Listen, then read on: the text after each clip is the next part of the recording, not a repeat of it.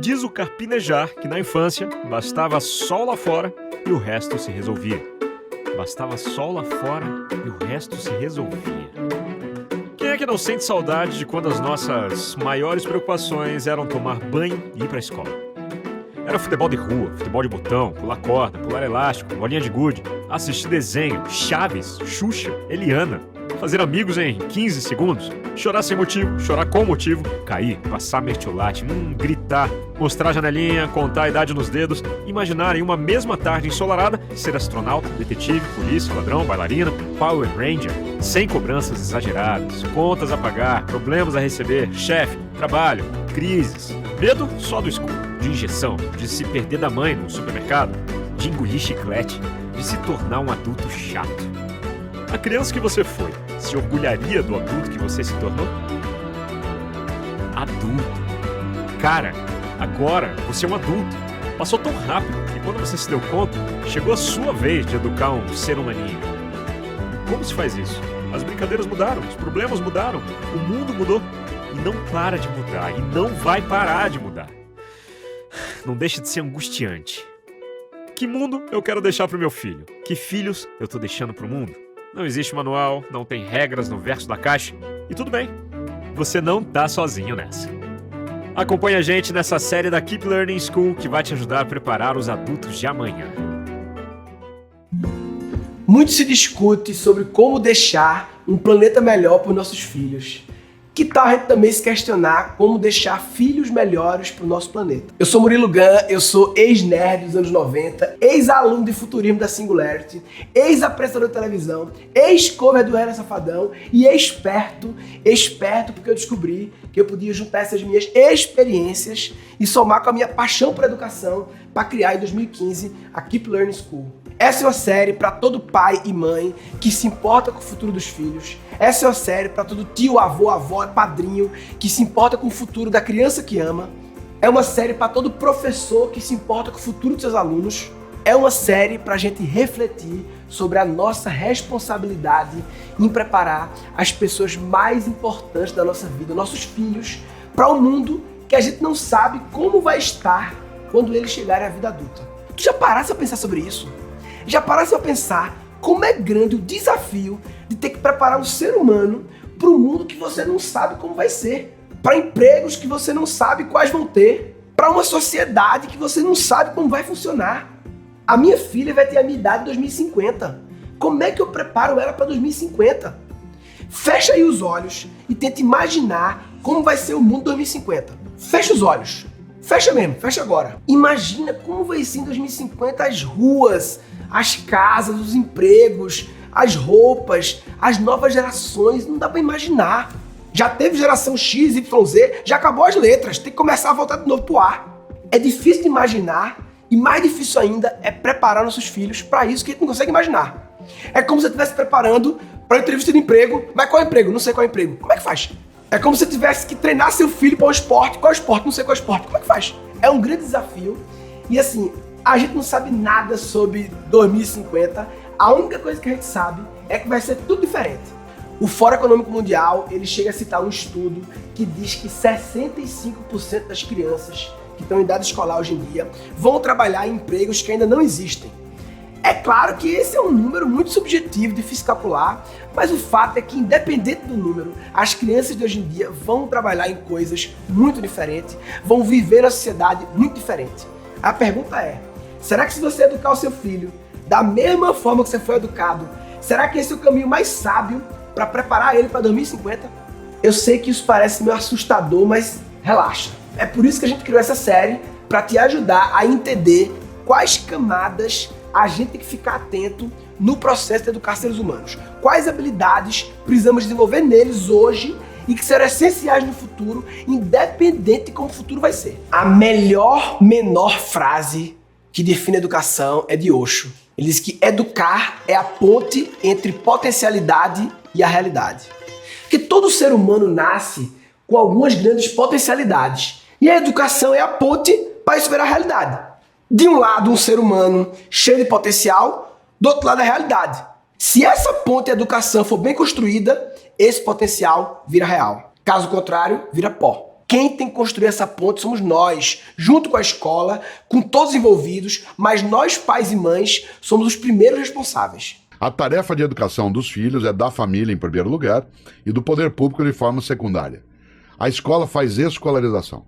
Por isso, se a família não cumpre aquilo que ela precisa cumprir, a escola não dará conta. E não adianta entregar. Claro que também não adianta a escola dizer o que eu posso fazer. É preciso fazer uma parceria com as famílias, de modo a também formar os pais. A gente pode terceirizar a parte do serviço, mas não pode terceirizar a responsabilidade. Educação é responsabilidade da família. A escola é, eu diria, o principal agente parceiro da família nessa jornada. E qual o primeiro passo para construir essa ponte? O primeiro passo você já deu. Se você está aqui, eu assumo que você tem a clara intenção de querer transformar as potencialidades do seu filho em realidade. De uma forma ou de outra, você sabe que precisa fazer algo a respeito, mas talvez ainda não saiba muito bem o que é. Agora, boa intenção não é garantia de bons resultados. Boa intenção é apenas o primeiro passo. Sabe qual é o segundo passo? Diz aí, Sócrates. Só sei que nada sei. Só sei que nada sei. Em outras palavras, eu aceito a minha ignorância. É importante falar isso porque, como pai, é difícil a gente assumir que pode estar fazendo as coisas de um jeito que talvez não seja o caminho mais sábio possível. Só que para buscar sabedoria, a gente tem que primeiro assumir a nossa ignorância. Assumir a ignorância é liberar um pouco de espaço em disco para permitir que novos arquivos de atualização entrem. Quem tem certeza demais não abre espaço para aprender. Como dizia Milô, quem não tem dúvidas é porque está mal informado. É através das dúvidas que a gente aprende. Sabe qual é o terceiro passo? Diz aí, Bilu. Busque conhecimento. Já parou para pensar quantas horas tu já se dedicasse para estudar, buscar conhecimento, se preparar para o seu trabalho, para a tua atividade profissional? Soma aí hora de faculdade, de curso, treinamento, livro. Agora eu te pergunto, quantas horas você já se dedicou em estudar, buscar conhecimento, se preparar para o trabalho mais importante da vida? The most important job many of us will ever have, and that's being a dad. É por isso que temos que buscar conhecimento sobre como educar e preparar as crianças para o futuro. A gente pode nascer pronto para produzir menino, mas a gente não nasce pronto para educar menino. E normalmente, a única experiência profunda que a gente tem com a educação é a forma como a gente foi educado. Que é uma experiência relevante, claro, mas é apenas uma experiência. É muito pouco para formar o repertório necessário para exercer o trabalho mais importante do mundo. Se a gente não buscar conhecimento, a gente acaba indo no piloto automático, que é repetir a forma como educaram a gente, sem fazer um autoquestionamento profundo, crítico, considerando o tanto que o mundo está mudando. Será que seus pais conseguiram reconhecer e explorar da melhor forma as suas potencialidades? Talvez sim, talvez não. Vamos olhar pra gente? O que a gente hoje, como adulto, está sentindo falta? O que será que faltou na nossa infância? Eu acho que se a gente pensasse um pouquinho assim, a gente já iria começar a abrir um caminho. E não é uma avaliação muito concreta, não, sabe? Tipo, falta pra mim coragem, vou ensinar coragem pro meu filho. Ok, mas precisa de uma análise do tipo... Coragem, é provável que ele precise também no futuro dele? Então a gente vai também educar essa coragem. Eu digo isso porque é muito comum os pais falarem assim, não, meu pai fez A, B e C comigo, deu super certo, eu hoje sou fodão, eu vou fazer A, B e C com meu filho. Só que se você fizer A, B e C com seu filho, você vai estar educando ele para viver o seu tempo e não o tempo dele. Então, a gente precisa ter essa análise sensível do que está faltando para mim enquanto pessoa, mais do que enquanto profissional, enquanto estudante, para poder passar isso para as crianças. E aí eu entendo que a gente faz isso juntos, né? Você vai deixar um talvez do passado moldar a forma como você age no presente e no futuro? Será que não teria sido melhor se ele estivesse preparado? Será que a gente não pode fazer melhor se a gente se preparar? As gerações anteriores, de fato, elas buscaram pouco conhecimento sobre como educar. Foi tudo muito no instinto. Mas e a gente? Vai deixar só no instinto de novo? Por isso que... Busque conhecimento. Porque se educação é a ponte entre potencialidade e realidade, e a realidade está mudando loucamente, você precisa continuar estudando. Por isso que o nome da minha empresa de educação é Keep Learning. Continue aprendendo. Eu acredito que todos nós temos que continuar aprendendo e ensinando a vida inteira. Quando eu tinha 11 anos, meu pai me deu o primeiro computador e isso mudou o rumo da minha vida, porque ele me deu o computador com algo a mais, com a permissão total para eu usar, mexer, errar, quebrar, pegar vírus, enfim, explorar. Ele falava, ó, faça se você quiser, mas se der uma bronca aí, te vira, mas o que eu posso fazer é levar assistência. Isso resume muito a postura que meu pai teve comigo, de permitir que eu explorasse, mas estando por perto, em caso de necessidade. Eu adoro essa palavra explorar, sabe por quê? Porque o que é um explorador? É uma pessoa que tem a coragem de encarar o novo de forma responsável para voltar para casa depois.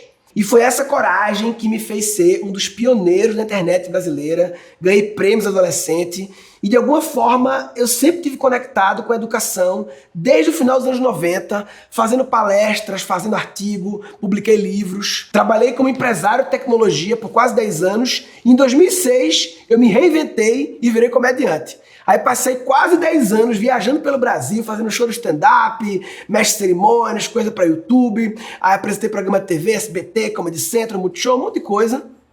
Eu fui humorista profissional, profissão, até 2016, quando eu comecei a parar. Por que eu parei? Porque eu fui picado pelo bichinho da educação. Em 2012 surgiu a oportunidade de eu fazer um TEDx, né? E eu comecei a estudar processo criativo para fazer a palestra. E aí eu enlouqueci. Eu enlouqueci porque eu descobri que criatividade era um assunto que todo mundo precisava estudar, não era só partista, e pouca gente estava estudando. Então eu misturei o stand-up com conteúdo, comecei a fazer palestras sobre criatividade, só que o assunto de criatividade é tão profundo e impactante que eu quis ir além de palestra. Aí eu fiz um curso presencial de criatividade para desovar aquilo que eu estava aprendendo. E nessa época, 2014, eu li um livro que mudou a minha vida, chama Abundância. Que muita gente fala de futuro, que vai ser escassez, que vai dar ruim, não sei o quê. E esse livro tinha uma visão otimista sobre o futuro, um futuro com abundância. E um dos responsáveis por essa abundância é a evolução da tecnologia. O autor do livro, Peter Diamandis, ele citava muito no livro uma escola que ele fundou, que funciona dentro de um parque da NASA, em parceria com o Google, uma escola para estudar o futuro e como as tecnologias podem impactar de forma positiva a humanidade. Aí eu enlouqueci de novo. Eu pensei, eu quero ir para esse negócio. Eles faziam apenas uma turma por ano desse programa, com apenas 80 pessoas do mundo todo, mas mesmo assim eu resolvi aplicar, ver qual é, preenchi lá o negócio e mandei meu vídeo. Hi, my name is Murilo, I'm from Brazil. I am a comedian, entrepreneur and speaker, and my greatest passion in life is children. I'm married, but I'm not a dad yet. But I've been practicing my dad skills with my friends' kids. And my greatest passion is children, and I have two big challenges in life. My first challenge is how to prepare these children for this new world that exponential technologies are creating. And I think the formula to solve this problem is creativity plus entrepreneurship equals innovation. And that's why I've been teaching and doing speeches about creativity and entrepreneurship. And my second big challenge in life is how to say correctly the word entrepreneur or entrepreneurship. It's a very difficult word to say, at least for me. Entrepreneur, entrepreneurship, entrepreneur. Well. Eles me aceitaram, vê se pode. Foi uma experiência incrível. Adivinha como eu voltei de lá? Enlouquecido. Por dois motivos. Primeiro, porque lá eu consegui validar a minha visão sobre a importância da criatividade na vida das pessoas, consegui validar com gente de vários países, de várias culturas. Isso me deu segurança para levar a minha visão para outros países. Dei palestra e workshop de criatividade na Suíça, Argentina, Estados Unidos, Colômbia, Itália. Apresentei um workshop no Congresso de Criatividade mais tradicional do mundo, que rola desde 55, que foi criado pelo cara que inventou a palavra brainstorming, o Alex Osborne. E o segundo motivo que eu enlouqueci é que na Singularity rola meio que uma lavagem cerebral positiva para pilhar você de fazer coisas grandes de alto impacto. E apesar dos nossos cursos serem direcionados para adultos, tem uma intensa relação com crianças, porque a premissa básica do nosso trabalho é: nós nascemos criativos e desaprendemos a ser criativos. Toda criança nasce criativa, todos nós fomos criança, mas nem todos somos adultos criativos, concorda? O que foi que houve então? O que houve é que nossa criatividade foi bloqueada ao longo do processo educacional. E a responsabilidade disso não é da escola só, não. A responsabilidade é principalmente dos pais e mães. Resumo da nossa visão: o adulto criativo é a criança que sobreviveu. E nós adultos podemos reaprender a ser criativos, mas também podemos evitar que nossas crianças desaprendam. Por isso que desde a primeira versão do meu curso de criatividade, era presencial na época, eu já trazia o assunto educação de crianças muito antes de ser pai. Ao longo do tempo foi evoluindo e virou o meu curso online, Cri, Criando Crianças Criativas. Lembra aquele dado lá que grande parte das crianças hoje em dia vão trabalhar em empregos que ainda não existem? Isso ocorre porque a tecnologia está avançando cada vez mais rápido e automatizando cada vez mais profissões. As máquinas estão substituindo os homens e fazendo com que novos tipos de trabalho surjam enquanto outros desaparecem. E apesar de muita gente ter medo da máquina, tem uma coisa que nos diferencia dela: a capacidade de ser humano. O diferencial do ser humano é ser humano. E adivinha só qual é uma das habilidades que mais nos diferencia da máquina? Criatividade. Vê que louco, o LinkedIn, em 2019, fez um estudo apontando a criatividade como a habilidade mais demandada pelas empresas do mundo. O LinkedIn sabe das paradas. O LinkedIn é a plataforma profissional que mais conhece as necessidades das empresas do mundo. Eles analisaram 590 milhões de perfis, 30 milhões de empresas, 20 milhões de empregos abertos, 84 mil escolas, 50 mil habilidades. E adivinha qual foi a habilidade eleita como a mais importante para o mercado de trabalho de hoje e do futuro? Bingo! Criatividade. Por isso que eu insisto nisso há mais de 5 anos. A gente tem que nutrir a capacidade das crianças de imaginar, de criar, de explorar, de combinar. Isso se você está realmente interessado em preparar seus filhos para esse mundo novo que está cada dia diferente. Realmente, o mundo sempre esteve mudando. Na época do meu avô estava mudando, na época do meu pai estava mudando, mas agora, bem na hora de tu estar vivo, o bagulho tá louco. Qualquer pesquisa que você pesquisar hoje a respeito de futuro, de mercado de trabalho futuro, vai dizer que a criatividade é a característica mais importante. Então, rasamente, se eu ainda estou naquele foco antigo de preparar o meu filho para o mercado de trabalho, você precisa nutrir a criatividade nele para que ele se adeque e se adapte ao mercado de trabalho futuro. Olhando para o lado mais humano da coisa, eu diria que é a criatividade que permitirá à criança ter um equilíbrio emocional. Isso porque isso eu descobri na minha clínica como arteterapeuta com os adultos. Toda vez que eu reaquecia a criatividade dos adultos, eu dava a eles a possibilidade de olhar para o que eles tinham de bom e olhar para aquelas características que eles tinham que a sociedade não aceitava muito ou que ele renegava e ver um lado positivo e associar. E é isso que dá equilíbrio emocional, né? É isso que faz com que a gente se aceite do jeitinho que a gente é, né? E que a gente olhe pra gente sem precisar ficar comparando com o mundo externo.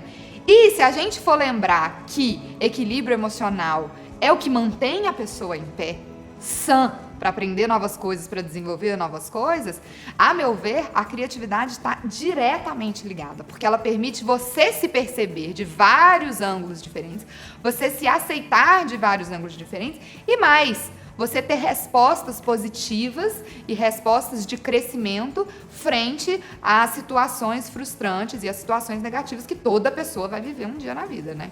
Então, criatividade para mim é a chave da sanidade mental.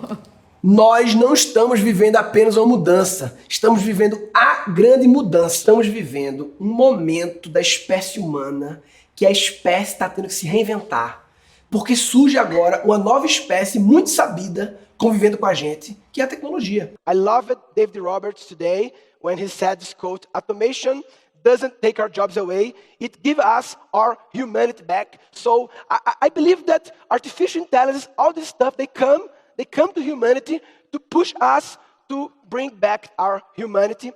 E a força motriz da humanidade é a criatividade. Hoje em dia tem diversos estudos falando sobre a quantidade de empregos que vão ser substituídos por tecnologia nas próximas décadas e tal. E não são empregos que fazem tarefas extremamente padronizadas e repetitivas que vão ter impacto, não. Ninguém vai passar ileso. Todo emprego vai ter algum impacto, mas também muitos novos trabalhos vão ser criados. E a criatividade é o que vai nos permitir conviver com essa nova espécie sabida e nos adaptar. Eu gosto muito da visão do meu amigo Marcos Piangers. Eu não quero parecer catastrófico nem nada, mas é um ato de fé colocar filhos no mundo.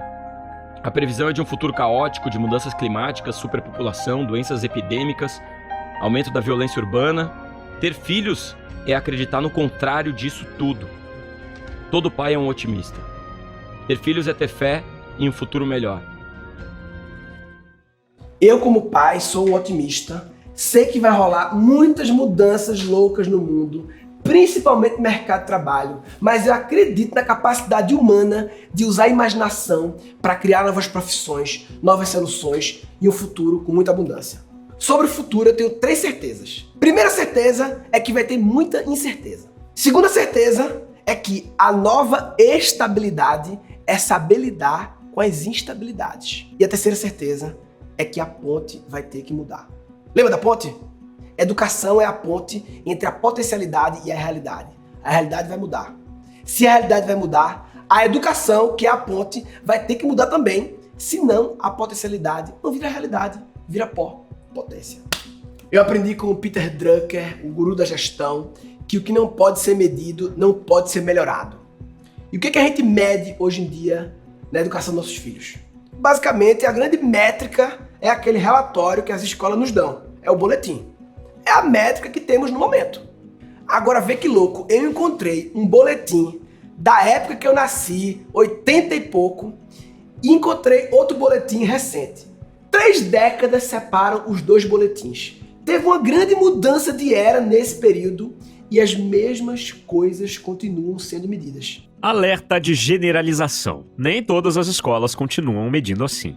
De fato, a gente tem que entender a linguagem, a matemática, a sociedade, o conhecimento científico, as artes, a educação física, a educação religiosa ou espiritual, mas essas camadas não são mais suficientes. Na verdade, nunca foram suficientes. Mas agora, com a grande mudança, a gente tem que fazer uma grande mudança. Por isso que eu comecei a fazer meu curso online de criatividade em 2015 e eu criei momentos de debate sobre a educação de crianças com meus alunos. Nesses debates, a gente foi evoluindo para uma coisa que eu chamo hoje de boletim da vida.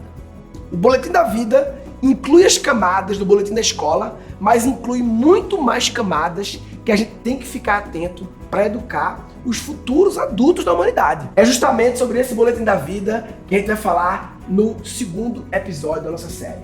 Eu vou te apresentar as 17 camadas que compõem esse boletim.